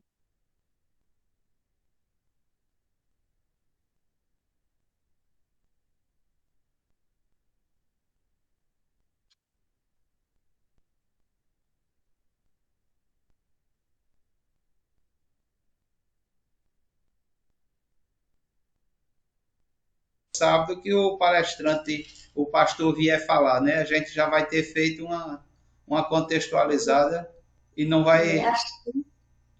Só lembrar que, veja, assim como o Disse fez com a gente, né, que Disse como sendo também assessora do CEBI, ele também tem essa perspectiva, hein? Então a gente vai, acho que exercício nosso é rever as nossas falas, né, as nossas impressões, e colocar no primeiro momento, porque a proposta é essa. Então ele não é bem assim uma palestra, ele vai, né, escuta da gente, né, ele já sabe que a gente ia ler, deixou como tarefinha também a gente fazer essa leitura. Então a gente, no primeiro momento, a ideia é que a gente possa dizer o que mais chamou a atenção no texto, o que é que tocou, né, como a gente fez aqui. Aí depois sim, ele entra, depois a gente, nesse movimento que a gente tem feito, né, circular. Até ele pede também que a gente tenha a Bíblia por perto, não que a gente vá ler, a gente já fez isso, é porque pode ser interessante fazer referência a um ou outro trecho. Aí acho que é nesse sentido, mas acho que foi muito bom esse percurso que a gente fez, e a gente vê como é importante, né, se demorar, porque parecia tanto tempo, eu mesmo pensei inicialmente, tanto tempo para 4 capítulos, mas veja que riqueza, né, e como a gente tem o que falar, porque não só do texto, mas daquilo que a gente escuta um do outro, um da outra, né? Pronto, hoje mesmo eu fiquei assim, de fato, me veio assim como um flash, nossa, que importante é o Antigo Testamento, né? Como que, dependendo da leitura que você faça, você consegue não só pensar aquilo que muitas vezes se coloca, aquele Deus que é vingativo, não, tem um Deus que cuida também do órfão, do estrangeiro, né, que tem a preocupação, né, no funcionamento de uma sociedade mais justa, mais fraterna, né?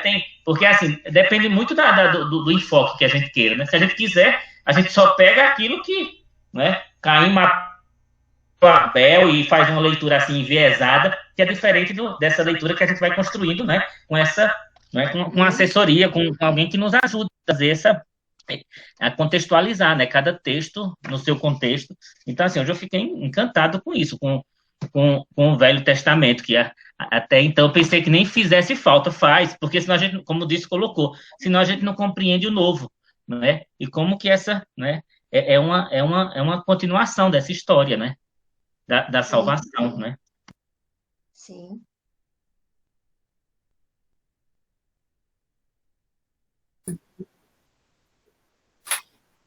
Aqui, antes do Joaquim cantar, eu só queria lembrar uma coisa.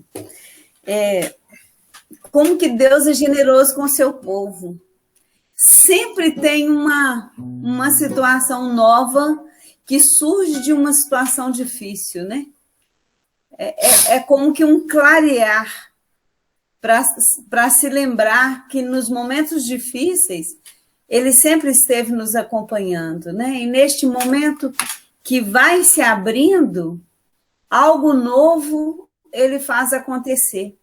Na questão que Dora traz aí da esperança, né? Sim. É um novo momento. Bora lá. Cantar, né? É que hoje eu tive a oportunidade de fazer um momento místico na abertura da reunião do Centro de Defesa de Direitos Humanos. E aí, lembrando, né, do ataque às comunidades indígenas, a comunidade indígena do povo Xacriabá, no norte de Minas, queimou escola, e lá em São João das Missões, uma região paupérrima mesmo, gente. E ainda tem esse ataque. Aí eu destaquei bem a questão dessa tirania do capital, né?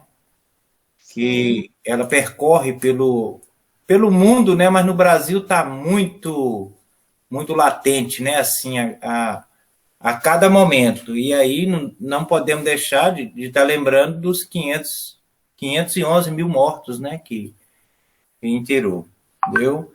Então, assim, trabalhar essa questão da esperança, né? Nos dias de hoje, não é nada simples, não. A gente tem que repetir isso várias vezes para as pessoas. Não, isso vai passar. Isso, assim, a gente falando até com a simplicidade do dia a dia, né? Aí desse cotidiano nosso, a gente vai transmitindo essa esperança para as pessoas que esse momento difícil vai passar. Entendeu? Mas, assim, não tá fácil, não, gente. Sinceramente, quando a gente vê esses ataques, né? No início, eu falei do ataque que a gente está tendo aqui com o governador de Minas e a Vale, que até mudou o nome, né? Porque era Vale do Rio Doce. Agora, depois do crime que aconteceu em Mariana, tirou o Rio Doce porque matou o rio, né? Já matou um rio. Que é o Rio Doce, que corta Minas inteiro, basicamente, e aí chega para vocês no Nordeste aí, a água do Rio Doce, né? Que deságua no São Francisco. Então tirou o Vale do Rio, tirou o Doce, que era Vale do Rio Doce, está só Vale. Então elas e as suas associadas. Então, quantas pessoas ao longo dessa história, né, já morreram e defendendo os mais pobres, defendendo o território, né? Inclusive os indígenas, né? Quantos indígenas? E lá é conflito de terra. E lá é conflito de terra, literalmente. Então, assim, e aqui nessa canção fala isso, que é o canto dos mártires. Entendeu? E aí vamos colocar como mártires também esses 511 mil mortos, né?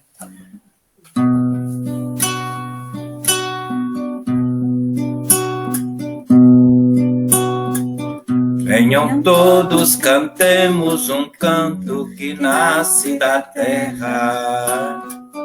canto novo de paz e esperança em tempos de guerra. Neste instante, a inocentes tombando na mão dos tiranos. Tomar terra, ter lucro, matando, são estes seus planos. Lavradores, Raimundo, José, Margarida, nativo.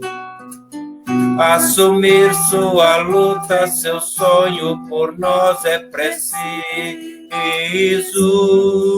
Haveremos de honrar todo aquele que caiu lutando contra os muros e cercas da morte, jamais recuando. Eis o tempo de graça, eis o dia da libertação. De cabeças erguidas, de braços unidos, irmãos. Haveremos de ver qualquer dia chegando a vitória, o povo nas ruas fazendo história, crianças sorrindo em toda a nação. Haveremos de ver qualquer dia chegando a vitória, o povo nas ruas fazendo história, crianças sorrindo em toda a nação. Companheiros do chão desta pátria é grande a peleja. No altar da igreja seu sangue bem vivo lateja. Sobre a mesa de cada família há fruto marcado. E há flores vermelhas gritando por sobre o roçado. Eis o tempo de graça, eis o dia da libertação. De cabeças erguidas, de braços unidos, irmãos. Haveremos de ver qualquer dia chegando a vitória, o povo nas ruas fazendo história, crianças sorrindo em toda a nação.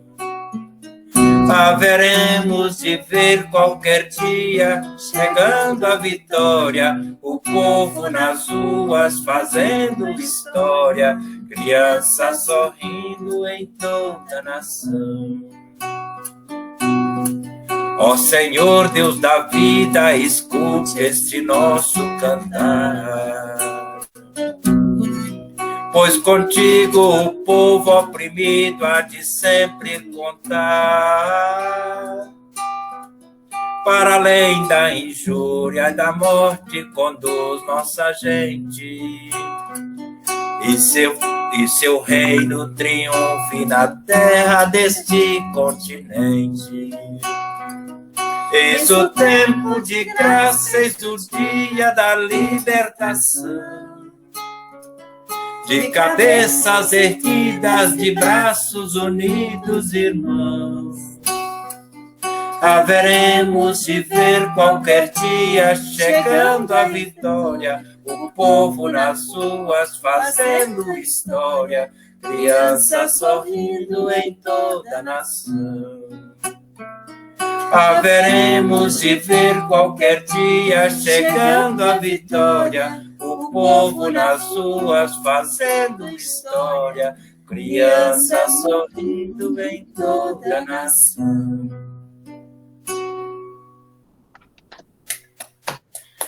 Eu queria só lembrar aqui que nesse conflito que a gente está vivendo aqui com os indígenas, foram queimados as escolas, a casa de medicina, que é onde toda relíquia histórica, todo o contexto de antepassados estavam recolhidos.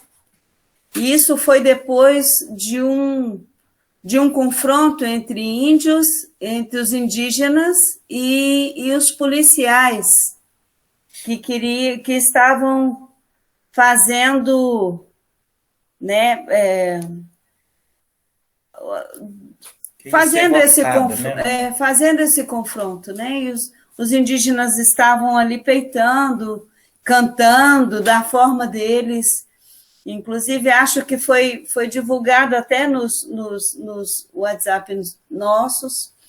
E após isso daí, queimaram as escolas e queimaram também a Casa de Medicina. O Tizé até mandou lá um link onde as pessoas vão poder doar para que eles refaçam todas as questões culturais deles. Eles estão pedindo auxílio financeiro para a sociedade para que eles não percam esses espaços deles.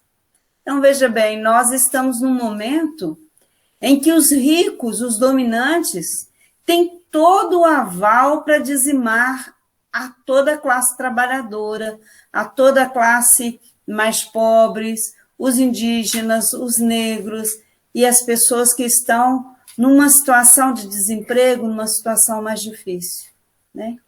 Então, esse livro de Ruth, ele vem trazer um olhar diferente para esse momento, né? Eu acho que assim foi muito, muito bom fazer essa leitura juntas, ouvir, né, a partilha de todos e poder, vamos dizer, beber essa água dessa fonte para a gente se fortalecer.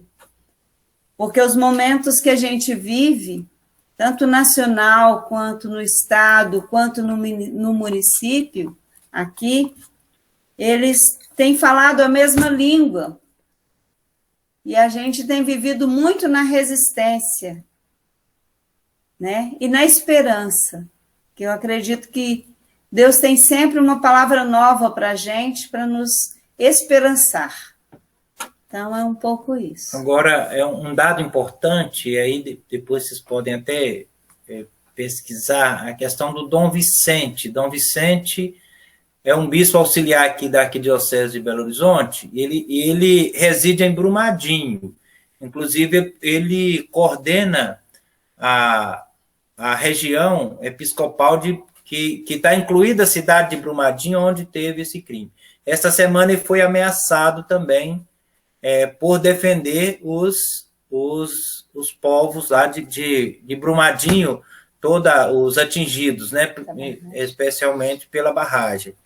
E esta semana ele esteve na audiência pública e falou isso abertamente. E ontem à noite teve uma celebração que eu não pude ir. Ele rezou, fez uma missa com os atingidos, com a família, inclusive a família dos 273 mortos lá no crime de Brumadinho. Então, assim, é importante a gente conectar, né, mandar mensagem, inclusive para ele. Eu acho que é importante. Depois eu tenho o WhatsApp dele, eu posso até socializar com vocês, que eu peguei com o Frei Gilvander, para que a gente mande mensagem e assim, como é que fala, algo positivo para ele, que é uma moção de apoio e de solidariedade, tá?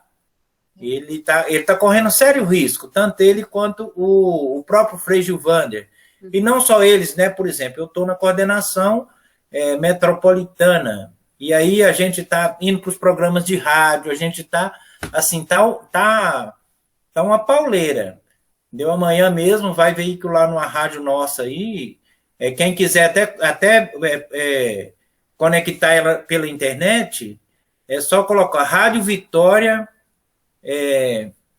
Deixa eu pegar direitinho aqui, porque vocês podem ouvir o programa pela internet. Rádio Vitória 87.9, Contagem. Tá? Contagem, Minas Gerais. Aí vocês vão... o programa vai ser... Ela tem o programa o dia inteiro. O programa que vai ser, eu acho que do CDDH, não, do pessoal franciscano, um grupo de franciscanos. O programa parece que amanhã é de 14 às 16, um negócio assim. Mas eu vou mandar para vocês no grupo. Tá? porque aí vocês podem ver pela internet. Vou mandar com precisão, porque eu não estou conseguindo achar aqui direitinho, não. Tá? E aí a gente vai estar fazendo esses programas de rádio voltado, por exemplo, a rede de social do Frei Gilvander, por exemplo, da página dele, tem muita coisa, tem todas essas investidas nossas, né, nesse enfrentamento a esse capitalismo, estão todas na página dele também, que podem ser acessadas lá, que ficam as lives, os programas ficam todos gravados lá. Né? E esse tem sido o nosso eco, né, a nossa voz. Quando nada, a gente tem multiplicado entre pessoas essas comunicações, porque, na verdade, no momento de pandemia, a gente não está conseguindo nem que o bairro todo fique sabendo, porque as pessoas estão... tem gente que nem está acreditando que isso é verdadeiro. Infelizmente, felizmente, o bispo está comprometido, mas, infelizmente, os nossos padres nem dão voz a este momento em que o povo pode perder suas casas, as escolas vão ser derrubadas. Então, assim, estão pagando para ver. Né? Então, são momentos, eu falo isso assim, com uma certa dor, porque a escola que meus filhos estudaram, ela vai sumir. O posto de saúde do nosso bairro vai embora. A nossa casa, provavelmente. A nossa casa, com certeza, e muitas outras no nosso entorno aqui. Então, a gente leva 30 anos para você construir um teto para você ficar debaixo dele, e de um momento para o outro, o Estado vem e fala, olha, aqui não. Isso aqui já vai passar um anel, né? Um rodoanel aqui. Então, a gente precisa unir forças, fazer eco de voz, espalhar mesmo, sabe? Porque no dia que eles iam levar para discussão, né, o projeto, não é isso? Uhum. O Frei Gilvander conseguiu levar muita gente para a Assembleia. E ficaram na porta, não deixaram que entrasse. Mas o povo ficou lá fora. Isso já incomodou, porque a mídia vem. Então, assim, tem que haver alguma provocação. E o Frei Gilvander já pegou de alguém que ia gravando esses momentos para poder jogar nos programas dele de rádio, os programas que ele faz também e manda para o YouTube, para o Facebook. Então, assim, tem muita coisa que está sendo feita e que que a gente está pedindo para multiplicar com as pessoas que a gente tem, né, dentro das redes sociais, para que isso se torne conhecido, porque algo está ocorrendo na calada. O governo do Estado coloca as propagandas mais interessantes, dizendo que está fazendo isso, está fazendo aquilo, que ele é um novo. Mas ele é um novo que está utilizando dinheiro de mortos, de famílias que deveriam ser indenizadas em benefício próprio para se reeleger, e em benefício da Vale, porque todo esse rodoanel só vai servir para exploração de minério, destruindo natureza, destruindo centros urbanos, destruindo muita coisa. Então, isso é muito sério. É algo muito forte para a gente, né? Mas a esperança que nos move é a palavra de Deus. E é a união que a gente tem um com o outro, o apoio que a gente tem um no outro. Então, vamos assim.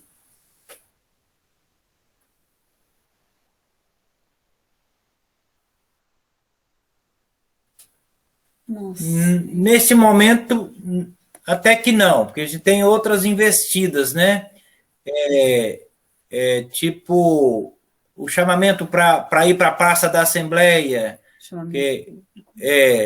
e aí para as audiências públicas. Então, a gente está intensificando mais essa questão. Abaixo-assinado, agora não. Mas isso pode surgir, entendeu?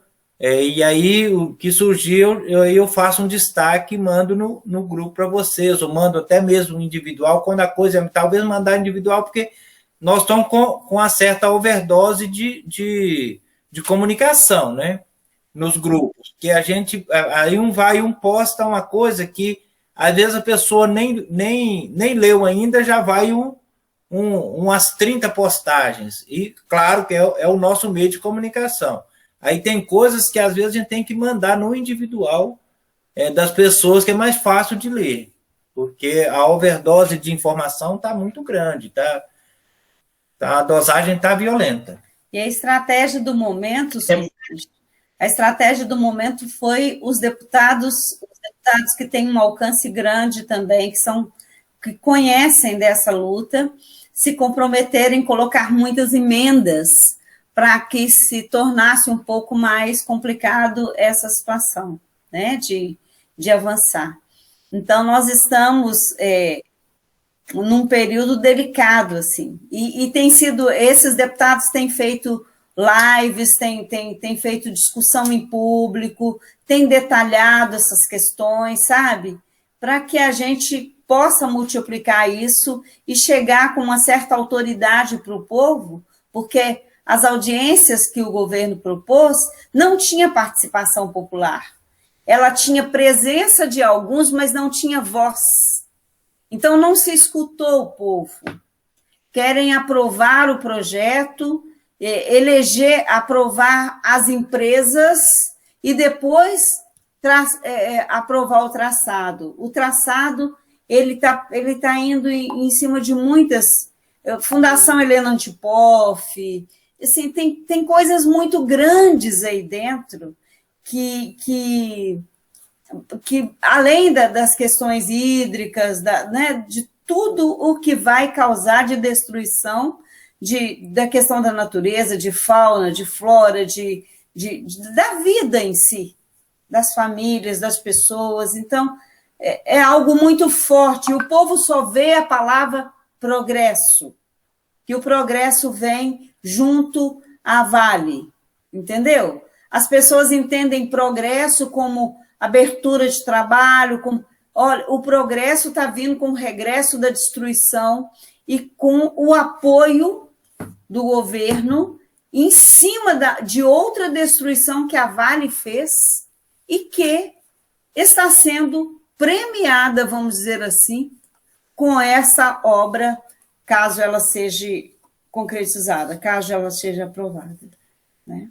O Afonso, aí não só o Afonso, mas vocês todos, mas a Solange também, que tinha perguntado a questão da rádio, qual horário?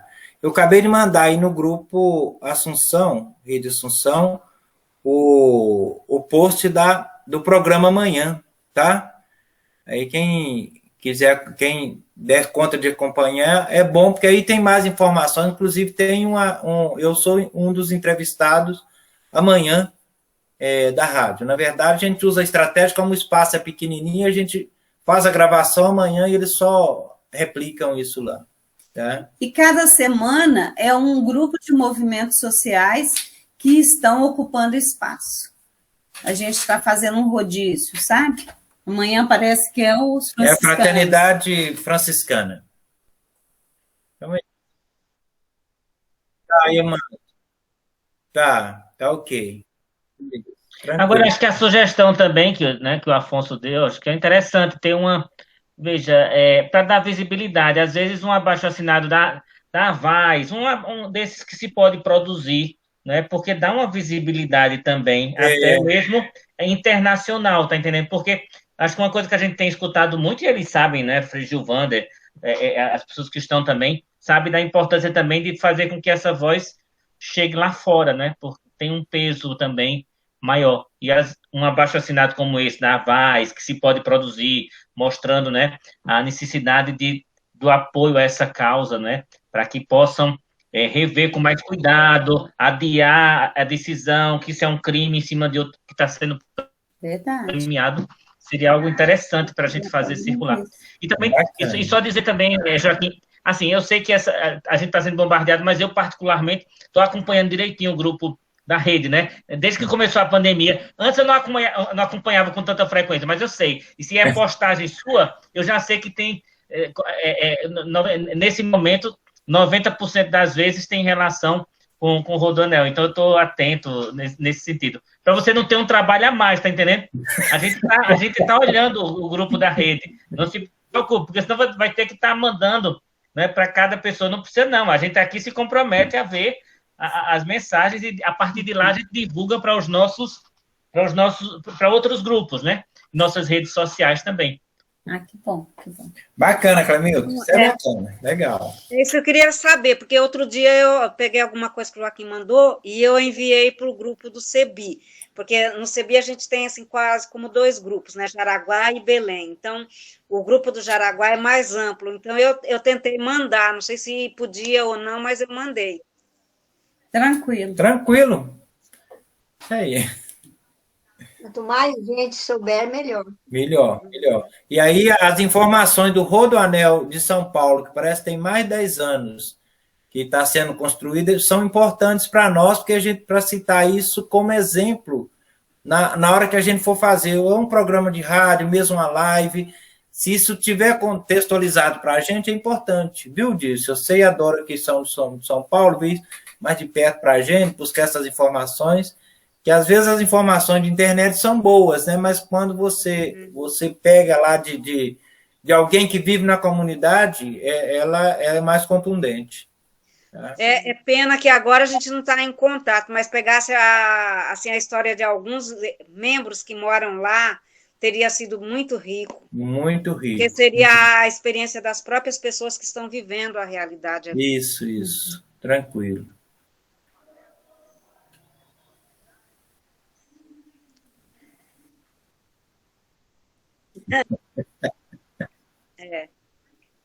Próximo sábado é com o pastor.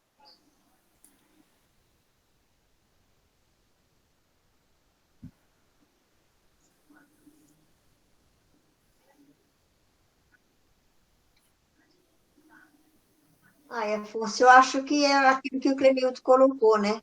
A gente combinou de ler o texto e dialogar com o pastor quando ele vier, né? Esse é bem o jeito do CEBI trabalhar. Então, acho que é isso mesmo. Agora, você fazendo o convite para todo mundo, eu acho que seria bom, né? Daquele jeitinho que você faz sempre, assim, né? Bem. Veja, eu tenho uma foto dele, Afonso. Agora, eu não sei se... assim, a foto que eu tenho é a foto do WhatsApp, né?